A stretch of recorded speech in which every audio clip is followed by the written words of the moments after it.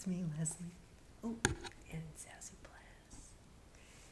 Here for the weekly Zazoo Plazz report for August 10th, 2025. It's like 5 in the morning. She's probably going to be getting up for work Monday morning, but not me. Anyway, I had show and tell this week. I have so much to talk about, but I got to get a new microphone, because I'm like whispering because I don't want to, bother her, but then you can't hear me, so I'm going to try to go like this, okay? Try to go like this. Does that help? I don't know. Maybe, whatever. Just turn up the volume. Pump up the volume. Okay. So, let's see. 19 Sundays. I have so many stories, so much stuff. I went shopping.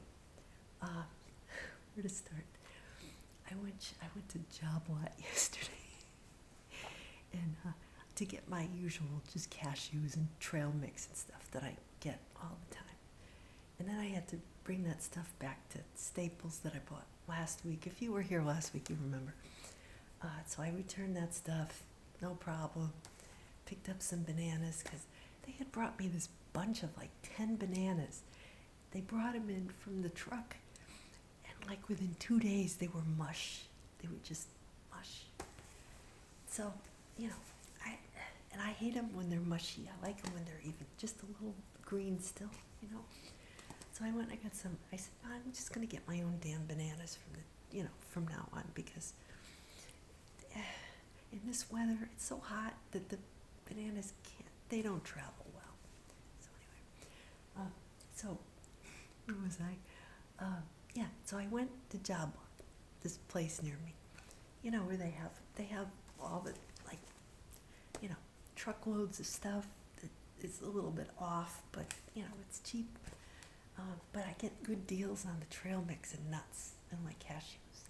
So I got those, and I got coffee, and then I saw these like cool scarves, and I usually don't buy myself like clothes and stuff there, but I saw that scarf. It just kind of popped out at me as I walked by. It's like, Zazoo, take us home, take me home.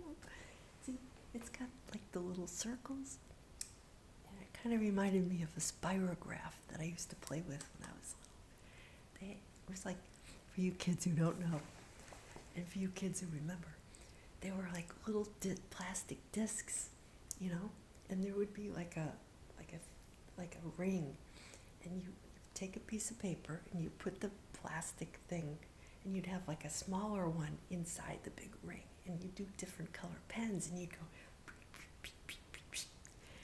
around, and then it would make fun designs, Then you could use like different colors and mix them all up.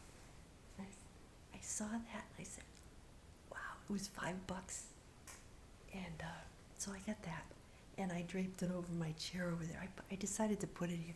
I was going to wrap it around my head, but I wasn't feeling it. I could use it, as a decoration on me or in the furniture. I think it's more of like a furniture scarf. But hey, they're all my colors. What else did I get? Oh, and then, oh my God, finally got my 15-pound kettlebell. I walked in and there it was, sitting there, saying, buy me. I have the 5-pound, 10-pound, and 8-pound, 5, 8, and 10, and for it's a little heavy, but you have to pick it up with both hands. So I carried it around the store with me. It also works well as a doorstop,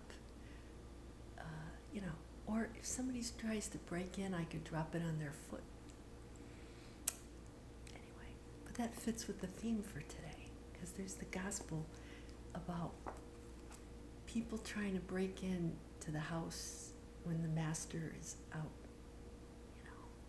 and the faithful servants, like it's the one from Luke where, what master would let his house be broken into if he knew ahead of time the thief was coming or something like that, So So it's this whole kind of, you get down to the end of the year with the readings. You know, I do the Bible reading, Catholic readings, because I, you know, was brought up Catholic, and I still, you know, I hold on to things. You know, yeah, I don't throw the baby out with the bathwater. You know, I don't do the whole Catholic thing anymore, but it was my foundation, and it's, you know, it's part of my, it's part of my faith. You know, I take little bits and pieces of things that speak to me, and I have my own spirituality. And I offer it here in a nice big soup, nice, you know, cold weather soup for you to enjoy every week. Take it or leave it. If you don't agree, it's fine. It doesn't bother me. I have to get all this stuff off my chest or I explode. Anyway, so I got the kettlebell, and so, and then I posted on Facebook. If you haven't been over, if you just follow me on YouTube, hop over to my Facebook page. I think there's a link. I'll give a link down in the description too. You know, just go to my about on my YouTube channel. It should be on there. It's The Audacious Adventures of Zazoo. It's the same as my book with Leslie B. Plazz. You know, kind of a long title, but it serves me well in Facebook chats because people tend to talk over me, you know. And so when I have a nice big title, they're like, "Who's that?" Anyway, okay, did I talk about everything? No, I didn't. Let's see, the weights, the scarf. Oh, and so anyway, I saw this gigantic Mr. Scully skeleton. You know, the Halloween stuff is slowly coming out. You know, it's about time. It's the second week in August. So, he's, you know, one of those things that you plug in and he's got flashing lights and, you know, he says creepy things like about spiders and shit. And so I was considering buying him. He was $250. But he had this annoying habit of his jaws clacking together. I was gonna buy him and stand him up on a little bench out here and have him looking right into my neighbor's window.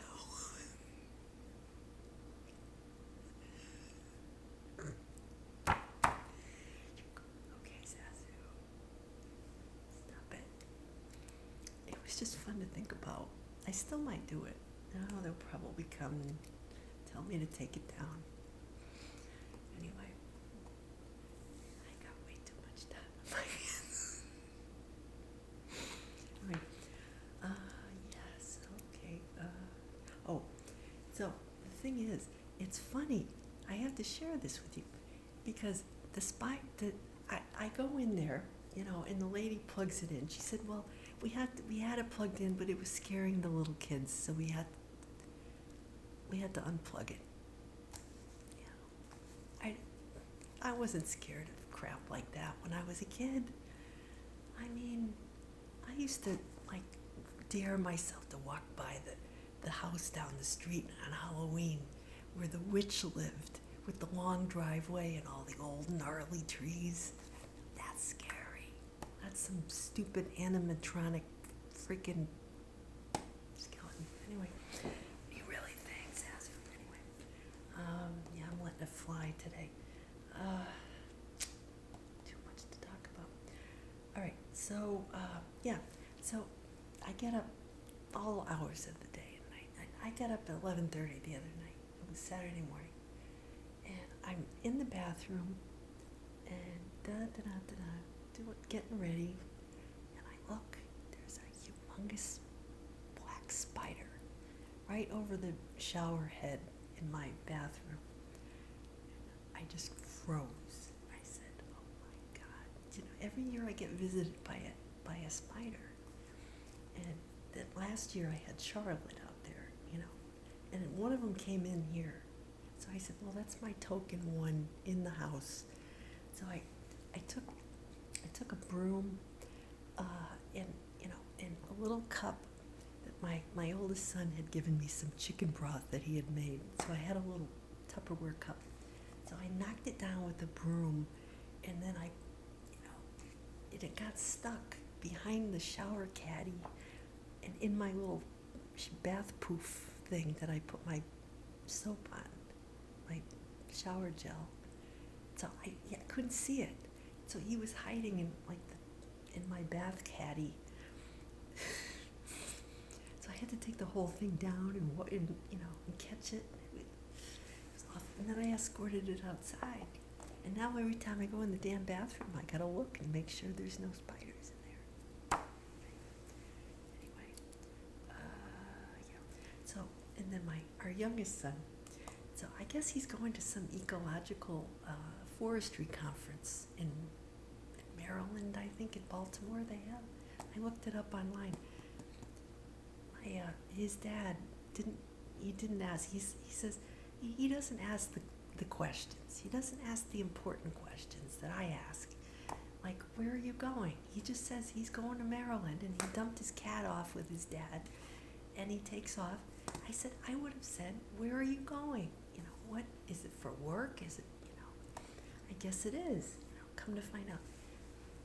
They have student volunteers. If you graduated, which he did with a forestry degree in May, they have, volunteer opportunities, but it's great because it's, he's going into fire ecology.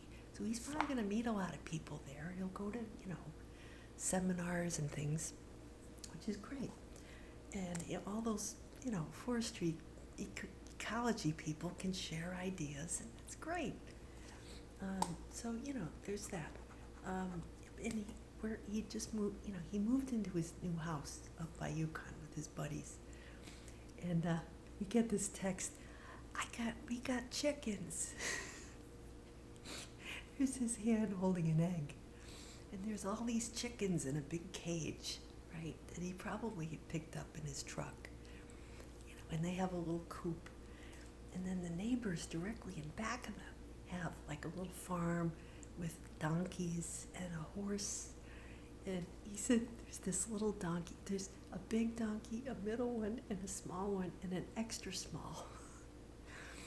And the small donkey has a bell around its neck. It's called Dominic. Like Dominic the donkey, the Christmas song. And but the horse doesn't. The horse is old, and he says it's spooky because it doesn't have eyes. I don't know. But the little donkey leads the horse around. He follows the sound of the bell. And the donkey leads the horse to, I guess food, and follows it around, make sure he's safe, whatever. So I thought that was such a sweet little story. Anyway, these are the things that when you're a parent just warm your heart. That's the real payback. To see that they're following the breadcrumbs and doing what makes them happy. I know.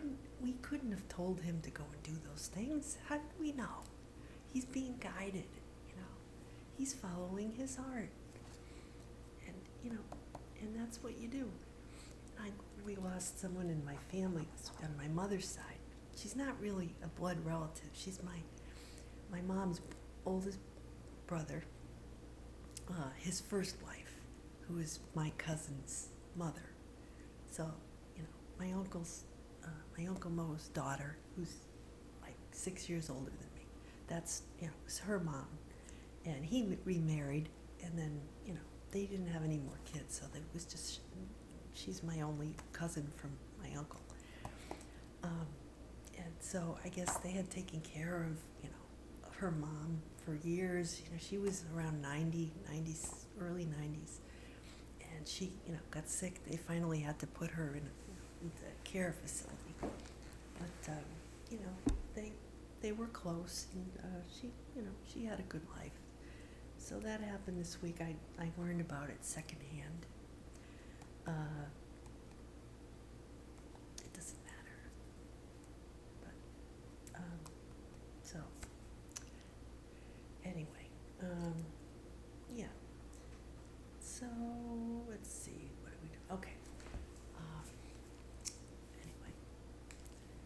rest in peace.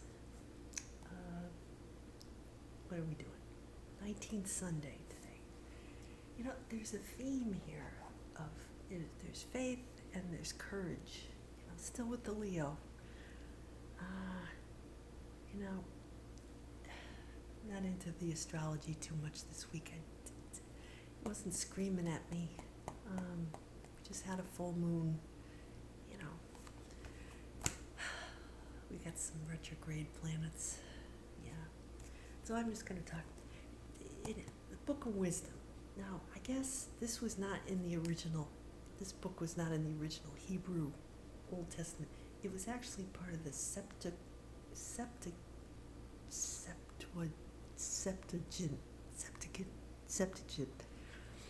Anyway, it was Greek.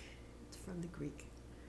It's kind of a common. It's kind of an overlap between the Hebrew and the Greek. It's that period of time. So it talks about trusting in God. I think that is, faith and trusting God is kind of the theme. And you will be rewarded. It might not be, the way or the time that you were expecting, right? But this is the message. But eventually, if you deal with your karma, you deal with the things that come up, without trying to take revenge on people, right? If you do the right thing, God is paying attention and God will give you more. So this is how you go higher, right? You don't go lower and try to, if somebody does something to you, you don't match them where they are. You go higher, right? You just focus on making yourself vibrate at the highest energy, and then all the things, they fall away, right? So this is the theme today. So in other words, if you don't fall prey to all the distractions and the lure of an easy life, luxury, comfort, overindulgence, right? Then you'll be rewarded. So, and this reading talks about,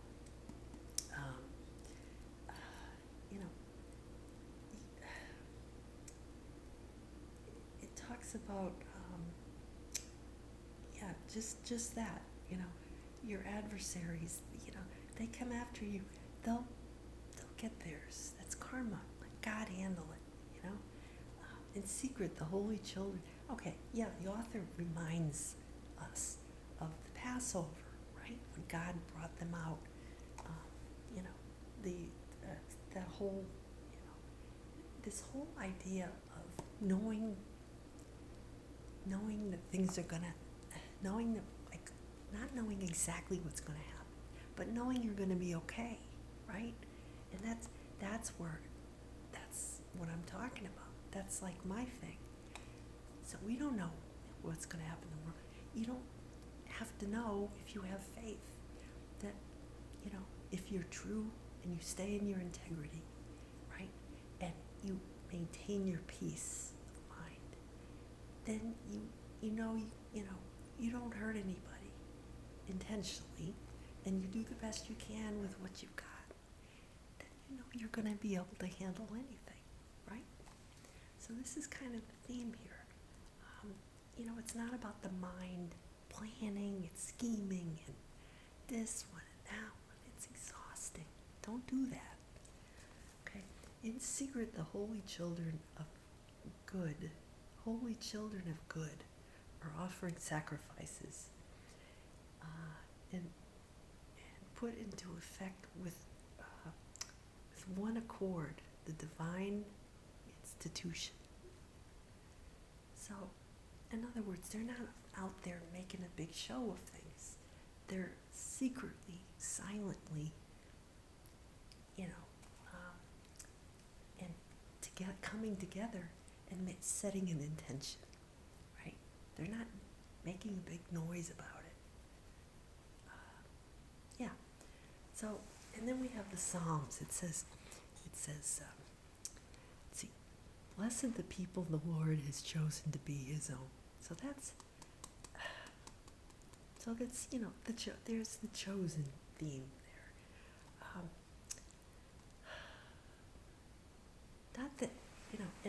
here's the other thing. Not that following or trusting in God means that you don't have any problems, right? And maybe you have even more. If you're a chosen one, whatever, somebody that God can channel things through and messages, and, if you have knowledge of your divine purpose, right, more is expected of you, okay? Rather than somebody who's kind of just, you're just stumbling along. If you have the feeling that you have a divine purpose, then you got to step up your game, because God knows that you know, and you're not going to get away with anything. So, okay, if you're on your soul's path, the universe will protect you. Source, angels, your spirit guides, right? But if you go out, you raise your energy high enough, nothing can touch you, right? You will be shielded from and also, a lot of the lower things can't reach you when you're up at a certain level, right? Go higher, Watch animals. What do? Go climb a tree. Oh. Okay, so Paul to the Hebrews. Okay, faith is the realization of what is hoped for and evidence of things not seen. How about that, huh? So what that means is, if you want something, you thank the universe for it as if you have already received it. It's a no-brainer, right? And then don't get your mind involved, because the mind will be, it's not here yet. Doesn't matter. That's the mind. That's human invention of the, structure, linear time, right? No, you give thanks for it as if it's already here. Do it 3 times and keep doing it, whether it's, good health, whether it's, a dream that you have. Fake it till you make it. Okay, let's see. So, it talks about Abraham. Abraham, God said, go out and find the promised land. He didn't know. The promised land was not on earth, but rather in heaven, in, the kingdom of God. But, he didn't know. He said, he thought he was certain, if it was a place on earth, he surely would have gone, he would have found it, right? But he went on faith because this promised land didn't exist yet. It's through all of his descendants that he had, at an old age, he had a son, with his wife. So nothing is impossible with God. And he just instinctively knew that, right? He knew it, his body knew it, his intuition knew it, his mind didn't get involved, right? If he had thought about it too much, well, I said, we gotta get GPS here, we gotta map it all out. Okay, promised land. Take a left. Promised land will be on your right. Oh, they didn't have divine GPS. He was just winging it. Okay, anyway. Stay awake, not the day or the hour that the Lord will come. This is good. So then we have the Gospel of Luke, chapter 12. This is good. So I wrote down a few key phrases that I thought were interesting. The idea of, Jesus telling his apostles this parable, he's telling them, sell your belongings and give them away, give the money to the poor. He said, get money bags that don't wear out, the kind that store treasure for heaven, that no thief can steal from you. Where your treasure is, that also is where your heart will be. So that, I love that,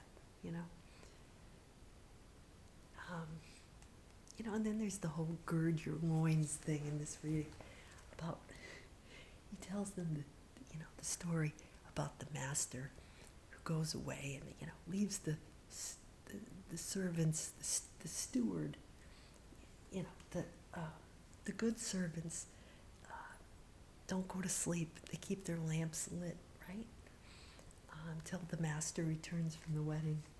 And then, if he finds them alert and waiting up and doing what they're supposed to do, then he'll wait on them, right? You get your reward for being vigilant, for paying attention, right? So Peter says, Lord, is that us or everyone?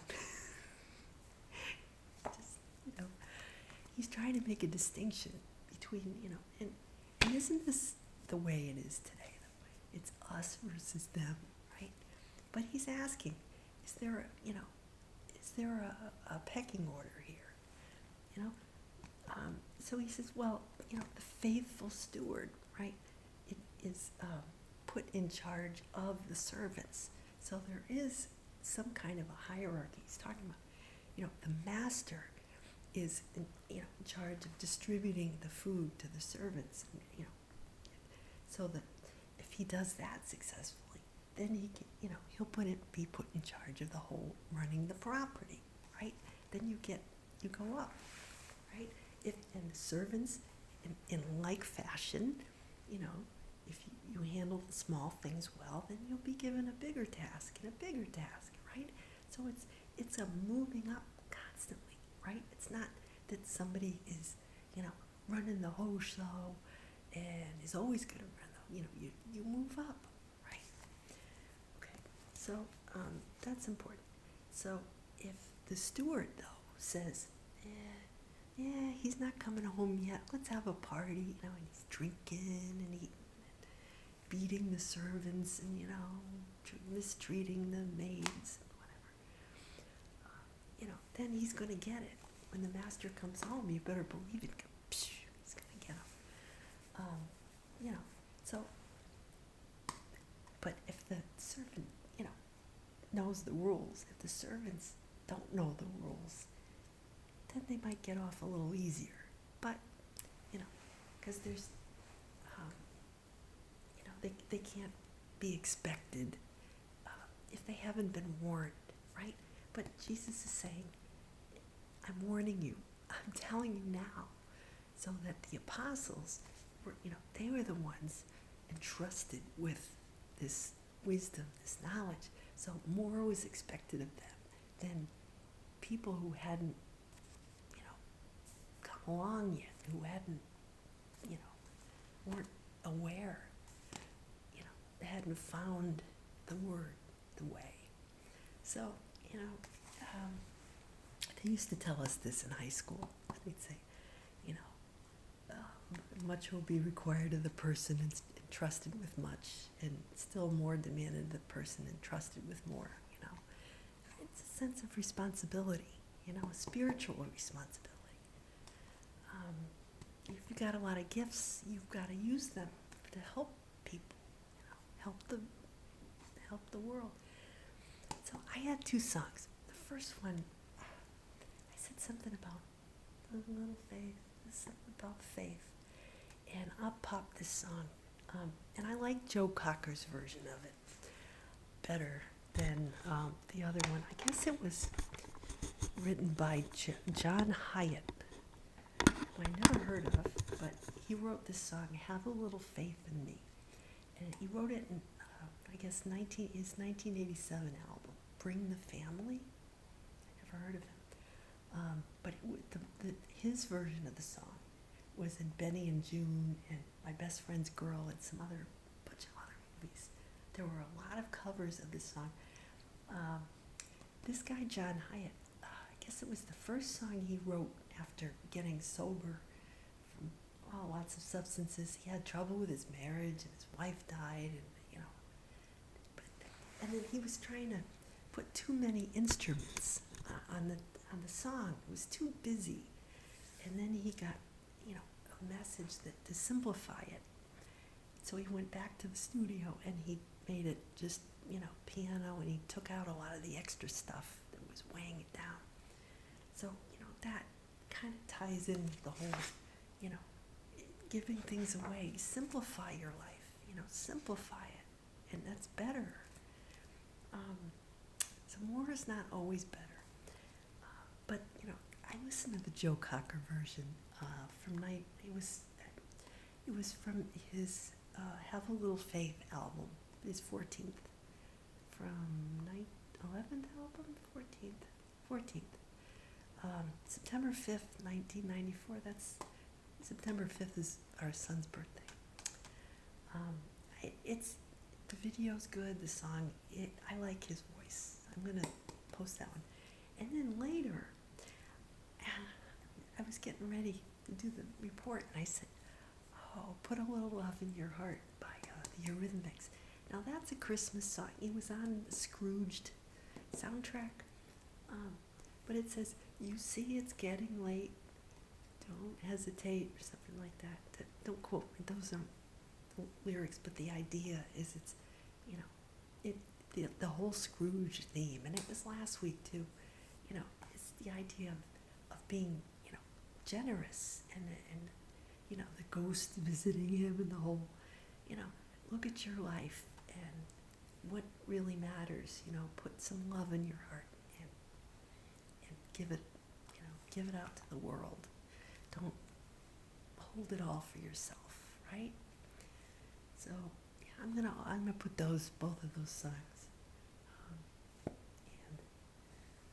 yeah, I gotta go have my snack because I'm really, really hungry.